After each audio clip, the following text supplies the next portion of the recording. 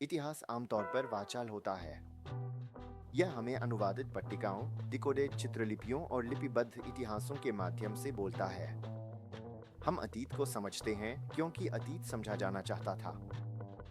लेकिन येल विश्वविद्यालय के बेइंग के रेयर बुक और पांडुलिपि पुस्तकालय के अभिलेखागार के गहरे भीतर कॉल नंबर MS 408 के तहत एक अपवाद है।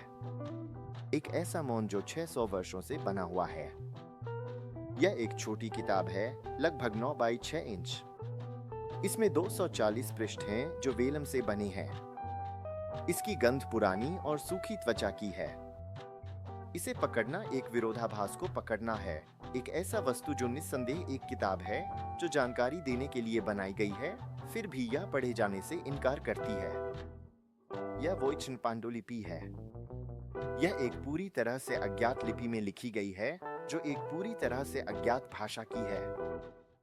आधुनिक युग के सबसे महान क्रिप्टोग्राफर, वे दिमाग जिन्होंने एनिग्मा मशीन को तोड़ा और खोई हुई प्राचीन भाषाओं को पढ़ा, इन पन्नों के खिलाफ टूट गए हैं।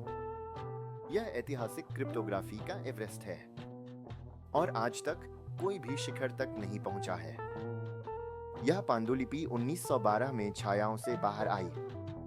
इसे विल्फ्रेड वॉयनिच द्वारा खोजा गया, जो एक पोलिश क्रांतिकारी थे जो बाद में प्राचीन पुस्तकों के व्यापारी बन गए और जिनकी नजर भूले बिसरे खजानों पर तेज थी।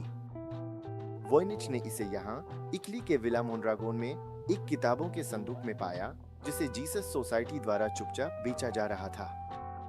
कवर के अंदर उसने एक हल्की मिटाई हुई हस्ताक्षर पाया जो यह दर्शाता है कि यह कभी जैकोबस सिनापियस, रुडोल्फ II के मुख्य चिकित्सक का था। रुडोल्फ II पवित्र रोमन सम्राट जो ओकुल्टिज्म, अल्केमी और रहस्यमय चीजों में रुचि रखते थे। पुस्तक के साथ मिली एक समकालीन पत्र ने सुझाव दिया कि रुडोल्फ ने इसे 600 डुकट में खरीदा, सोने में एक छोटी सी दौलत, यह मानते हुए कि यह 13वीं सदी के बहुप्रतिभाशाली रोजर बेकन का काम है। वॉयनिच ने अपने जीवन के बाकी हिस्से को इस विश्वास में बिताया कि उसके पास एक बेकोनियन सिफर है जो विशाल वैज्ञानिक महत्व रखता है। वह बेकन के बारे में गलत था, लेकिन महत्व के बारे में सही था। उसने एक भूत को उजागर किया था। जहां इतिहास फुसफुसाहटें देता है, आधुनिक विज्ञान तारीखें प्रदान करता है। 2009 में पांडुलिपि के वेलम से लिए गए नमूनों की रेडियो कार्बन डेटिंग एरिजोना विश्वविद्यालय में की गई। परिणाम स्पष्ट थे। वेलम 1404 और 1438 के बीच तैयार किया गया था, जिससे इसकी रचना प्रारंभिक पुनर्जागरण में स्पष्ट रूप से हुई। इससे रोजर बेकोन के सिद्धांत को तुरंत खारिज कर दिया गया, क्योंकि उनकी मृत्यु एक सदी पहले हुई थी। स्याही लोहे की गैल है जो उस समय के लिए मानक है। रंग सस्ते पिसे हुए खनिज हैं, लेकिन भौतिक निर्माण एक और रहस्य प्रकट करता है। यह पाठ बाएं से दाएं लिखा गया है। महत्वपूर्ण रूप से इसमें लगभग कोई मिटाने या सुधारने का काम नहीं है। लेखक को कोड करने में कोई कठिनाई नहीं हो रही थी, वे धारा प्रवाह लिख रहे थे। यह एक विचारों की धारा का सुझाव देता है, या शायद पहले से मौजूद पाठ की आत्मविश्वास से नकल करना। यदि पाठ अस्पष्ट है तो चित्र एक भ्रांति है। पुस्तक को भागों में विभाजित किया गया है। सबसे बड़ा भाग एक जड़ी बूटी का प्रतीत होता है, लेकिन ये इस धरती के पौधे नहीं हैं। वनस्पति विज्ञानी इन्हें पहचानने में दशकों बिता चुके हैं। ये चिमेरिक प्रतीत होते हैं। एक प्रजाति की जड़ें दूसरी की पत्तियों पर ग्राफ्ट की गई हैं और पूरी तरह से अप्रासंगिक फूल से शीर्षित हैं। ये वनस्पतिक फ्रैंकेस्टाइन है। फिर जैविक अनुभाग है। इसमें नग्न महिला आकृतियों की भरपूर संख्या है, जिन्हें कभी-कभी निम्फ कहा जाता है, जो जटिल नलियों और गहरे हरे तरल से भरे तालाबों में स्नान कर रही हैं। क्या यह मध्यकालीन स्त्री रोग विज्ञान है? अल्केमी, मानव आत्माओं का एक रूपक प्रतिनिधित्व? यह चित्रण मध्यकालीन पांडुलिपियों के कैनन में अद्वितीय है। फिर भी आंख हमेशा पाठ की ओर खींची जाती है। हम इस लिपि को वोइनिचेस कहते हैं। इसमें 20 से 30 अलग-अलग अक्षरों का एक वर्णमाला है, जो लगभग 35,000 शब्दों का निर्माण करती है। 20वीं सदी के सबसे प्रतिभाशाली दिमागों ने इसका हमला किया।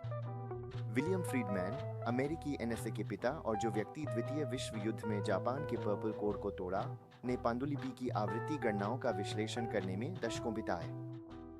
फ्राइडमैन और अन्य ने एक महत्वपूर्ण तथ्य स्थापित किया, पाठ जिप्फ के नियम के अनुसार है। यह एक भाषाई नियम है जो कहता है कि किसी भी प्राकृतिक भाषा में सबसे सामान्य शब्द लगभग दूसरे सबसे सामान्य शब्द की तुलना में 2 बार अधिक बार आएगा और इसी तरह। यादृच्छिक बकवास ऐसा नहीं करती। वॉयनिच पांडुलिपि गणितीय रूप से एक वास्तविक भाषा की तरह व्यवहार करती है। इसमें संरचना है, इसमें व्याकरण है। यह केवल पेपर पर यादृच्छिक खरोंचे नहीं हैं। तो यह क्या है?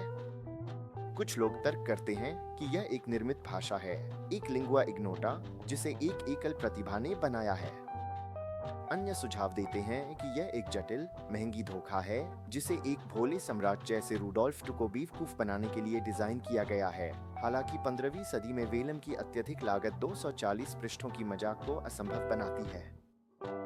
हर कुछ वर्षों में एक नई सुर्खी वॉयनिच पांडुलिपि को हल घोषित करती है, अक्सर कृत्रिम बुद्धिमत्ता द्वारा। फिर भी जांच करने पर ये समाधान हमेशा विफल हो जाते हैं। वे कुछ शब्दों का अर्थ ऐसे बेतुके तरीके से निकालते हैं जिन्हें समझने के लिए विशाल विश्वास की छलांगों की आवश्यकता होती है। शायद वॉयनिच पांडुलिपि का असली मूल्य इसमें नहीं है कि यह क्या कहती है, बल्कि इसमें है कि यह बोलने से स्टबर्नली इनकार करती है। एक ऐसे युग में जहां जानकारी तात्कालिक है, यह एक एनालॉग किला बनी रहती है, एक विनम्र अनुस्मारक की इतिहास हमेशा अपने रहस्यों को नहीं छोड़ता। यह धैर्यपूर्वक एक पाठक का इंतजार करती है जो शायद कभी न आए।